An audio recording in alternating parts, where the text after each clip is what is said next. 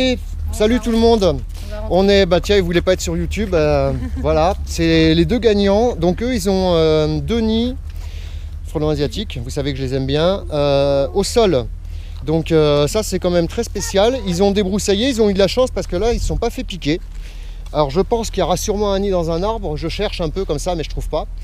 Et faut vraiment les voir ceux-là quand même. Hein. Alors, vous voyez la souche?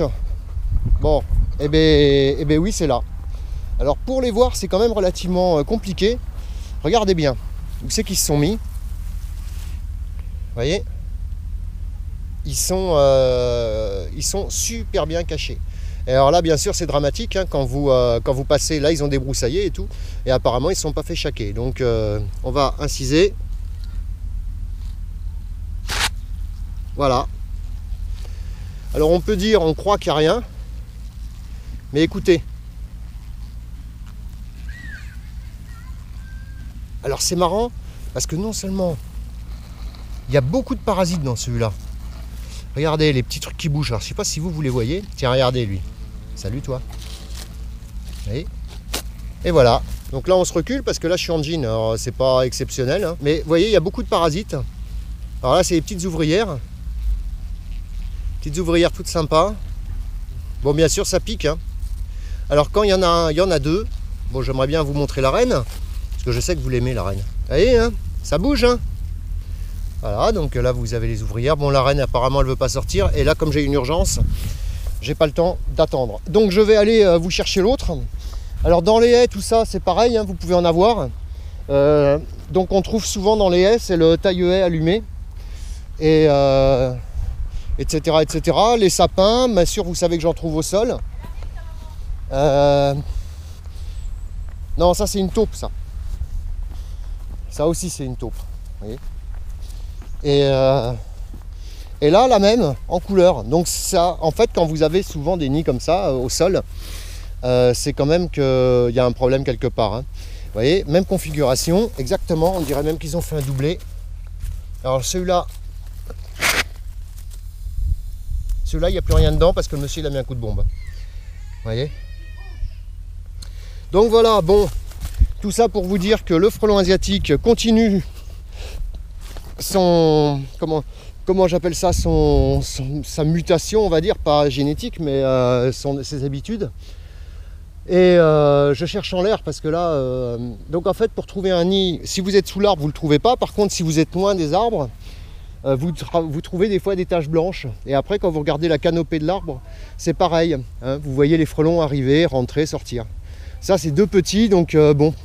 Après, ça pouvait être sur les toits, ça peut être un peu n'importe où, quoi. Allez, salut tout le monde. On a cas typique du problème en règle générale. Ça tombe bien, la dame, elle a pris son mal en patience, elle va faire des mots croisés. Quand vous voyez le camion comme ça, avec la route barrée, vous vous doutez bien qu'il y a un truc qui ne va pas. Alors, on a le cas typique. En fait, on a... il ne voulait pas se montrer, il est là-haut, là. Vous le voyez, celui avec la casquette, là, Ilan. Là. Dis bonjour, Ilan. Bonjour. Impeccable. Bonjour. Là, c'est bien, j'ai plein de spectateurs. Alors, Dylan nous a trouvé le petit nid au ras du sol. Bonjour. 2 minutes. Ça marche. Et la dame là-bas qui est très gentille mais en short et qui va rentrer très vite parce qu'en fait elle n'a pas compris qu'il y avait un nid de frelons. Si, elle a compris. Donc tout va bien. Là on a à peu près une centaine d'individus. C'est un nid gros comme un ballon de hand. Et donc vous pouvez voir quand même que c'est assez strange. Donc il s'est posé sur rien, hein. Il s'est posé sur le grillage. Bon, bien sûr, personne ne voudra le conserver plus longtemps, vous comprendrez. Voilà, ça y est, coucou, salut, c'est moi, vous voyez. Hein, vous voyez, ils font la pause. J'adore quand ils font la pause comme ça. Vous trouvez pas que c'est sympa, regarde. Sans déconner. Hein, c'est pas beau ça? Voilà. Bon allez, on va traiter parce que là il y a du monde qui attend. Maintenant je suis quand même un peu sur la voie publique. Alors là je vais faire deux sortes de traitements. C'est en fait on va rentrer direct dans le vif du sujet parce qu'il y a un peu trop de monde. Donc en fait là vous avez vu qu'il n'y avait pas du tout de frelons qui sont sortis. C'est normal, on gère de temps en temps quand même. Mais là, vous voyez, ça y est, ça commence à bouger. Et vous entendez peut-être un peu là. Donc là je les scotche avec un produit